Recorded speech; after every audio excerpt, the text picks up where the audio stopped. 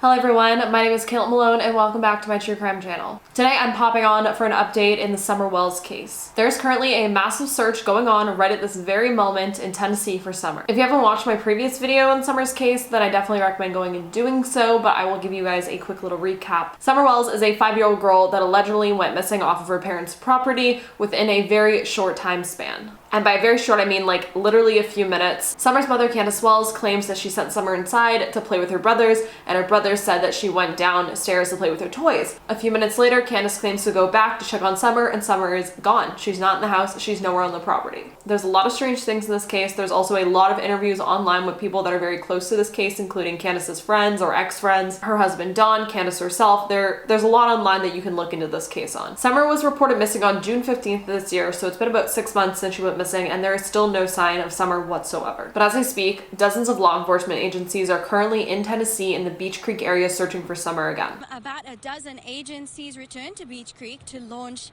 their second full-scale official search of the area immediately surrounding the Wells home on Ben Hill Road. We want to wait till this time of year after the frost and that the leaves are off the trees, we can see better and do a more detailed search, hopefully to find some kind of evidence that would help us find Summer.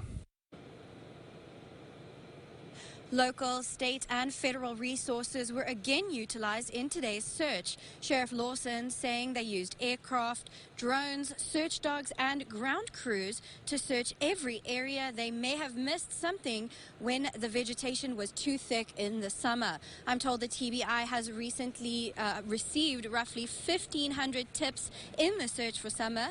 Authorities ask anyone living in the Beech Creek area to continue to search their properties and go over trail camera footage in case any evidence of Summer's whereabouts surfaces. The search is not the only thing I wanted to tell you guys about today. Candus and Don actually went on Dr. Phil and did a 2-part series on the Dr. Phil show. Now, I can't play these episodes for you guys or even show you clips of them because Dr. Phil is so strict with his content. If you post even a tiny 1-second clip, I feel like your video is going to be removed or demonetized, taken away, erased off the internet. I don't know. Dr. Phil is very high strung about his footage being shown anywhere else other than his own show. But if you can find those episodes online, I highly recommend going to watch them because they're very interesting. Now, I'm not going to get into the nitty-gritty of every little thing that happened in these episodes. I've seen a bunch of other channels do that, so I recommend going and checking out those. What I really wanted to address today is during these interviews with Dr. Phil, Candus ended up walking off set. And she walked off the show because she felt like she was being interrogated. Now, it's been widely suspected that this was due to guilt of some kind. There's been so much speculation on this, but finally, Don and Candus came out with their own statement of why the situation occurred. And that is what I want to talk to you guys about today. So Don and Candus have this YouTube channel called Don Wells Family Official. And a couple days ago, a video was posted on this channel and it was titled, Summer Wells Walking Out from the Interview, FindSummerWells.com. Now, this video isn't them sitting down to talk about everything that happened. It's actually a pre-written statement that they just have scrolling on the screen for people to read. To start off, I already read through it just to get a rundown of it, and I have this inkling that Candus didn't write this, even though it's in the perspective of Candus. It is signed off at the bottom as Don Candus, but I just feel like while reading this, if anyone wrote this, it was Don, it was not Candus. Now, I'm not saying that she didn't have any influence in it. It's find it odd that it's supposed to be written from her point of view, but it doesn't sound like it was written by her. But either way, it doesn't really matter if she specifically wrote it or not. I find this statement very interesting. There's a couple points that I find a little odd. I feel like there's going to be two camps of people while watching this and listening to this statement. Either you're pro Candus is innocent or you're pro Candus is guilty or something sketchy is going on. You're on that side.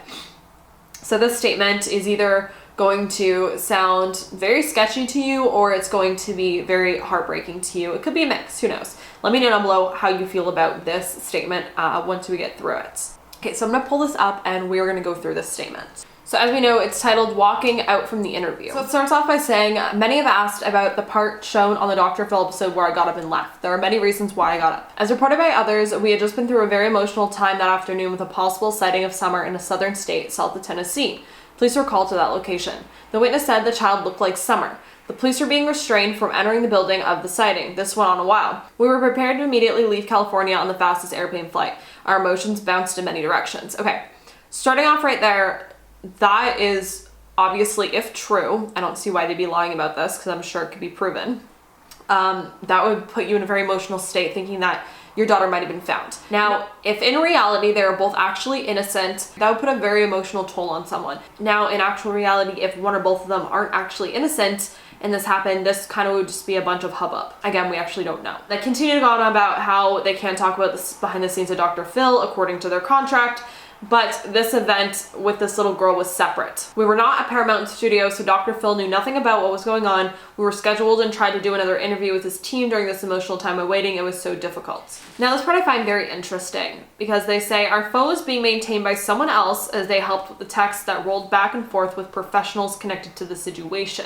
I don't know if that would be their lawyer or who that would be. They then continue to say that they got word and pictures of the little girl that was maybe rescued, but it wasn't Summer. It was like losing her all over again. The emotional circus already had us drained. When our interview with the Dr. Phil team person was over, we were outside and were being offered the interview again by 2 representatives of the behavioral panel who had arrived earlier, though not with us inside. After some discussion between Dawn and I, which is an understatement, we decided to do the interview. I didn't want to. They had to set up a special spot to do the interview. Then we went in and did the interview with the behavioral panel, which part of it was supplied for Dr. Phil to use, basically. So this is true going into this. They already had to deal with possibly having Summer found, then it not being Summer, and then they had to go do this interview. It would be a lot for anyone. So then they go in on everyone on social media that is covering this case or even talking about this case. Shade is thrown. We'll put it that way. They say between the social media gossip and the YouTube rookie investigators and the media always looking at us with suspicion and question that only the TBI had business to ask, I was through with it. My family has been there and done that enough years ago when my sister disappeared. And that seems like yesterday. And all of this just stirred that up too. My emotions were through with it. So is my brain and my patience. I'm not a media person anyways. It hurts too much to talk about Summer. I just want her back. No one understands that unless they have been through that themselves. They don't have a clue. Some days you just have to think that she is with God in heaven. At least that fakes yourself out with some kind of closure. But you know that it's fake because no one really knows. I just want her back. I don't even want to write about it. This never-ending nightmare. And those social media people just feed the grief and fear while making money off of Summer. Now, I'm not saying she's wrong. There definitely are people that do this for the wrong reasons. I also don't think that they should be hating on people that are trying to spread the word about their missing child. Now, I'm not going to take this statement personally, obviously, but there are a lot of people on YouTube and on social media, including myself, that are doing these videos because we want to spread the word about these people that are missing. But that's a whole other can of worms. Let's just keep going with this statement. So it was agreed if I went to California, there'd be no more interrogations. Dr. Phil's team was told that too before we even said yes. They promised not to do that. They kept their word. But as for me, I don't trust any news or media. But Dr. Phil people kept their word, though the edited show might look otherwise to some people. I want to make that clear. Dr. Phil's team never interrogated me. Our main reason for going to the Dr. Phil show was to get Summer natural attention, period. Candus says over and over again in this document how she didn't want to be interrogated. Now, I'm more in the camp of you should be doing everything to find your child, no matter how many times you need to be interrogated or interviewed or whatever. Obviously in a productive way. But from everything Candus says in this statement, she is so overwhelmed, she is so over it all, that she doesn't want to be interrogated anymore. She doesn't want to do it if she's going to be asked questions. And she doesn't want to be asked the hard questions. Apparently it's okay if she's asked easy questions. It's then said, but there was also a possibility that my name could also be cleared like Dawn's was by the behavioral panel. Let me know down below if you understand that. Was Dawn's name cleared by the behavioral panel? And Candus's wasn't? Is that what she's trying to say? I know she specifically says the behavioral panel, but she's making it sound like his name is completely cleared with everyone and that it's only hers that isn't. I'm not 100% sure about all that. I could care less was my attitude, but Dawn knew already that they believed him. Of course, we already knew about the polygraph test too. We just had to put up with the know it nothings online as they constantly ridiculed us on all that. But Dawn kept telling me that this extra interview that day would help. I was drained. I didn't want any interrogating questions. I was tired of everything. Nothing in me wanted to do another interview. Nothing, zero. I was so tired of months of grief, fear, threats, lies, and trickery from people. And then the whole thing with the little girl earlier. And she did look like Summer in many ways. Again, I don't understand this whole I don't want to be interrogated, but I'll be interviewed thing. It's kind of like a blurred line between those two things when it's something to do with a missing person or a missing child. I don't know. I just don't see the point of why she even did the interview to begin with if she didn't want to be questioned. It was actually that little girl which helped me to step into the Den of Lions interview. I realized that Summer in one way had just possibly rescued another little girl from whatever trouble she had maybe been trapped in. All I knew was that the police there had carried her away from the people she was with. Maybe Summer could help others. So I went into the interview. That's a nice notion that this other little girl was saved, and I'm very glad she was saved. Now, this is something else nobody knows. I was clearly told before ever agreeing to go to California that if anyone started to interrogate me on the trip, or any media at any time, then I was just to either go quiet or walk away. Dr. Phil's team were told that and totally understood and agreed. They kept their word. The behavioral panel men didn't know this agreement. Now, I'm not 100% sure if they have a lawyer. I'm pretty sure they would at this point. It's been 6 months. They should have attained a lawyer already. So I'm going to speculate that it's probably their lawyer that told her to go quiet and to walk away if she's being interrogated on something like the Dr. Phil show. Again, I find it very odd. Why go and do this interview? What did you expect to be asked of you in these interviews with the Dr. Phil show if it wasn't going to be something that you'd consider interrogating questions? And again, this case is so, there's so many sketchy things about it that I don't even know. Like, I want to feel bad for Candus and I want to believe that she's innocent, but there's just so many strange things. So I went into the behavioral panel interview for one reason: Summer. You might think that it's easy. It went against everything in me, everything. Of course I love Summer. Of course I would do anything for her. But I had nothing left. There was nothing left in me. The day took anything that was left. I wanted that little girl that might have been rescued that day to be Summer. Then you feel like a rotten dog for not being happy the other girl was safe. Then you feel like you're trapped in hell. Then you just can't feel. Totally understandable that Candus is feeling that way when a situation like that. So then she continues to say, so they wire you up, two men staring at you, your heart is gone, your mind is gone, your hopes are smashed, you're numb, and you look dumb because you are. Okay. The first questions were fine, but then they wanted to go back to that horrible day. I couldn't. Again, I don't understand why she isn't surprised that that's what they wanted to talk about. The whole point is talking about the day Summer went missing, because the day Summer went missing, the timeline doesn't make sense. So of course they're going to want to go over that timeline again. She then says, somebody said I looked like I was having a panic attack. I don't know, but there was nothing left. Don't take me back to hell when I feel like I'm sitting in hell and no one seems to understand. Someone said men have never been pregnant. They have no clue what goes on inside a mother's stomach. Heart, stomach, guts, mind. I love Don, but he's never held a baby in his womb for 9 months.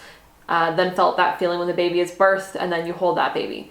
Men cannot understand. Your children are who you are. Women take daggers to their hearts that no man will ever understand. So then they start asking me if I had anything to do with Summer being missing.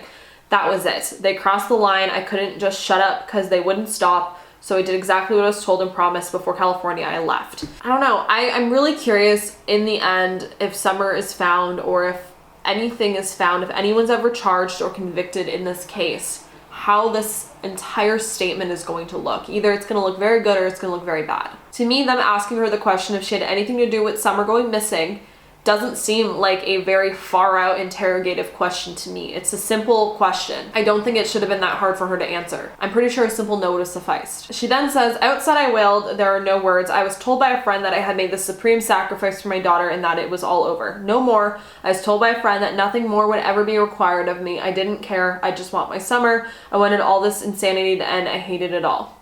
It was after calming down enough to stand up that we saw the heart in the sky. It was like God said to me that I gave my heart, I gave it all, and God said he has it in his hands and that we are all in his heart. I was ready to leave. I was ready to go home. But we had 3 more days before the Dr. Phil show. So up until now in this statement, I'm feeling for Candus. If she is 100% innocent, I'm feeling for her. This is all very heartbreaking, but this is the part in this statement that just throws me completely off. Because they start going into the cornbread mafia. If you watch the episode of the Dr. Phil show, he asked them about this cornbread mafia.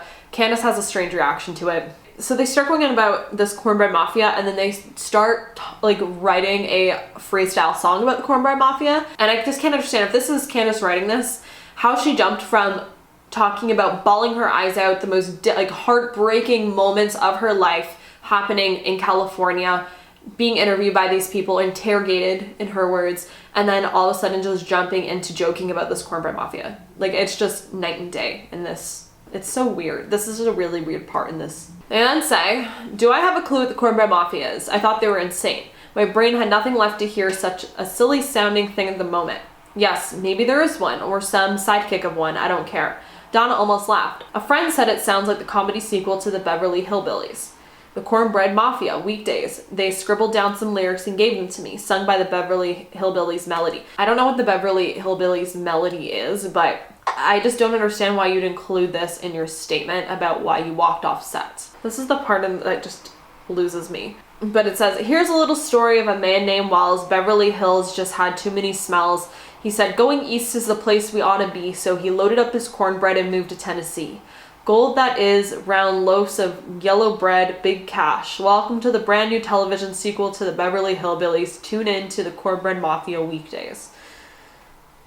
I don't know. Then it says, either that or a mix of the Dukes of Hazzards in a Disney movie like Chitty Chitty Bang Bang. Haha, I had to share that and laugh some to lighten this up. I don't think that was needed. To each their own, I guess. Does that make you feel weird? I don't like that section of this at all. I don't know. Either way, then they jump back to talking about the behavioral panel again. I want to make clear too that 100% grateful to the behavioral panel, Scott and Greg. I may not ever talk to them again, joke, maybe. And they did more for us than anyone else, and we can never repay them or Dr. Phil and his team for all they've done for us, our family, or for Summer. Also, just because I bailed out of that moment, I do not want to say they are wrong about what they did or concluded. They clearly showed their world skill that it did not do this what people say. I don't even want to write it or think about it. My point is, I've been told this over and over and stubbornly agree that Scott and Greg had to come on strongly to truly know if I'm clear of the accusations. Blah, blah, I walked. So she's admitting there that she knew that she needed to be asked these questions, yet she just walked out. But does this mean I disagree with them? No. But all this other aside, do I have hidden memories? They seem to think so, and everyone heard Dr. Phil say the same thing, so maybe so. I'm running my brain dry thinking, I hate talking about myself. I'm a mother. This is all I want to do. This is so hard. Yeah, so Dr. Phil made this point in the show saying that he thinks maybe Candus has some hidden memories that she's like blacked out or doesn't want to think about. She's forcing herself not to think about these things. Candus is agreeing that maybe she possibly could. Then she like deflects by saying that I don't want to talk about myself. I'm a mother. Like, being a mother does not mean you can't do other things. So I don't understand that excuse, but hey. I do find it nice that she does say, so no one talked bad about Scott Gray or Dr. Phil or his team of people, from the dentist to the drivers to the producers to the assistants to the makeup. The dentist. I'm a little confused by the dentist part. Anyways, to assistants, to the makeup, to the hair people, to the clothing people, to the interviewers, to the guy walking us around, to the hotel, to those hamburgers that cost $40 in the hotel laugh. It was an agonizing week. Our one day in Utah was the closest thing to a vacation day to rest we had the whole week. Just getting in the mountains was refreshing for all of us that afternoon. California itself is a blur, and for those confused, no, it wasn't a memorial we put up for Summer in Utah. It was to honor her.